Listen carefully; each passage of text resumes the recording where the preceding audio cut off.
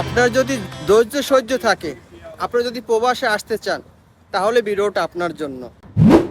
ভিডিওটা শেষ পর্যন্ত দেখবেন, তাহলে অনেক কিছু এই ভিডিওতে জানতে পারবেন প্রবাস সম্বন্ধে। আসসালামু আলাইকুম, আশা করি সবাই ভালো আছেন।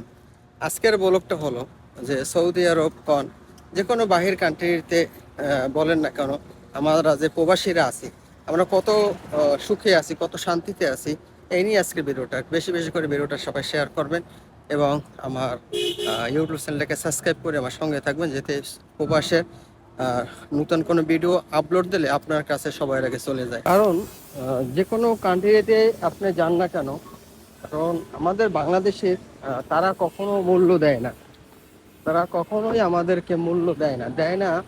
কারণ আমরা ছোট কান্ট্রির লোক, জিজ্ঞাসা করলেই বলে বাংলাদেশ। কখনই আমাদেরকে ভালো চোখে দেখে না, কারণ তাদের স্বার্থ হচ্ছে সবার আগে। ঠিক আছে, তাদের স্বার্থ হলো সবাই আগে, তারপরে হলাম আমরা। ঠিক আছে, তো আমাদের ধৈর্য বেশি, কারণ আমাদের ফ্যামিলি অনেক কষ্টে আছে, বাংলাদেশে আছে, কেউ ঋণগ্রস্ত আছে, হাজার হাজার লক্ষ লক্ষ টাকা ঋণ আছে, তার জন্য তারা এত কিছু সহ্য করে। কিন্তু আরবিরা এই জিনিসটা তারা কখনোই তারা বরদাস্ত করে না। করে আরবিদের সেই টেনশনটা বা তাদের যে একটা থাকবে, আমরা যেরকম চিন্তা করি যে আমাদের ফ্যামিলি, আমরা যদি টাকা না পাঠাই কিভাবে চলবে, তারা বলে কি খাল্লি বাল্লি খাল্লি বাল্লি। ঠিক আছে, মানে আমরা যদি বলি যে এরকম আমরা অনেক টাকা ঋণ আছি, কিভাবে আমাদের সংসার চলবে, ওরা বলে খাল্লি বাল্লি, মানে বাদ দাও, কিছু মনে করে না। কিন্তু আমাদের তো সব কিছু মেনটেন করে আমাদের চলতে হয়। এই দেখা যায় আমার সাথে ইত্তেফাক 12 ঘন্টা ডিউটি, আমি এখন 13 ঘন্টা 14 ঘন্টা করে আসলাম। দেখেন আমার পুরো শরীর থেকে ঘাম পড়তেছে, কিন্তু তারপরও মানাই নিতেছি, কারণ আমরা ঋণগ্রস্ত আছি বাংলাদেশে, এর জন্য মানাই নিতেছি। নয়তো বা এত কষ্ট বাংলাদেশে মানুষ করতো না। তারপরও দেখা যায় অনেক প্রবাসীরা আছে, তাদের ধৈর্য কম, সহ্য কম, তারা হুটহাট করে কাজ ছেড়ে দিয়ে বাসায় বসে থাকে। বাসায় বসে থেকে তো লাভ নেই, যে কায়দা হোক ঋণ শোধ করতে হবে, কারণ আপনার ঋণ আপনারই শোধ করতে হবে, কিন্তু কেউই শোধ করবে না।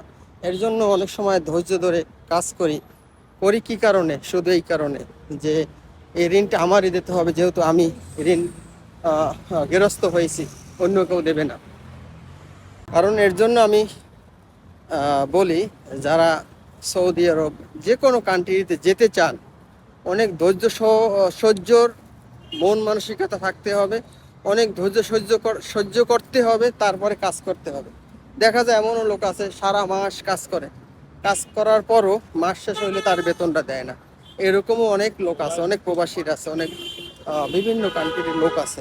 এর জন্য বলি, অনেক ধৈর্য সহকারে এই প্রবাস কাজ করতে হয় এবং কাজ করতে হবে এই বুঝে শুনে।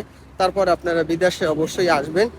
আর আমার এই ভিডিওটা যারা নূতন সৌদি আরবে আসবেন বা বিভিন্ন কান্ট্রিতে যাবেন, তাদের সামনে গেলে ভিডিওটা একবার হলেও প্লে করে দেখবেন যে এখানের যে কথাগুলো বলছি, কথাগুলো সব কারেক্ট আছে কি।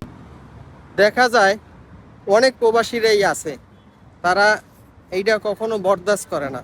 দেখা যায় মুদিরের সাথে বা কফিলের সাথে তারা খারাপ আচরণ করে। যেরকম আমি তোর সাথে ইত্তেফাক করছি 12 ঘন্টা ডিউটি, আমি কেন 14 ঘন্টা করব? কেন আমি 14 ঘন্টা করব? এই কথা নিয়ে অনেকে প্রবাসীরা বাড়াবাড়ি করে, কিন্তু এটা করা যাবে না। করা যাবে না এই জন্য যে এই প্রবাসে চাকরি পাওয়াটা খুবই টাফ ব্যাপার। আর চাকরি পেয়ে যদি আপনি চাকরিটা হারাই ফেলান, তখন বুঝতে পারবেন যে চাকরিটা কি। এর জন্য বলছি, যারা প্রবাসে আছেন অবশ্যই একটু ধৈর্য ধরে কাজ করবেন, কারণ যেহেতু প্রবাসে আসছেন, ধৈর্য ধরে কাজ করতেই হবে। আপনি যদি না করেন জোর করে করবে, আর যদি তা না হয় তাহলে আপনি চাকরি ছাইড়ে দিয়ে বাসায় বসে থাকতে হবে। এর জন্য বলছি, প্রবাসে যারাই আছেন অবশ্যই ধৈর্য সহকারে কাজ করবেন, মানাই নিতে হবে। কারণ চিন্তা করতে কাল সকালে তো এখানে আবার আমার আসতে হবে, তাই না? এই চিন্তা করে সবাই একটু ধৈর্য সহকারে কাজটা করে যাবেন।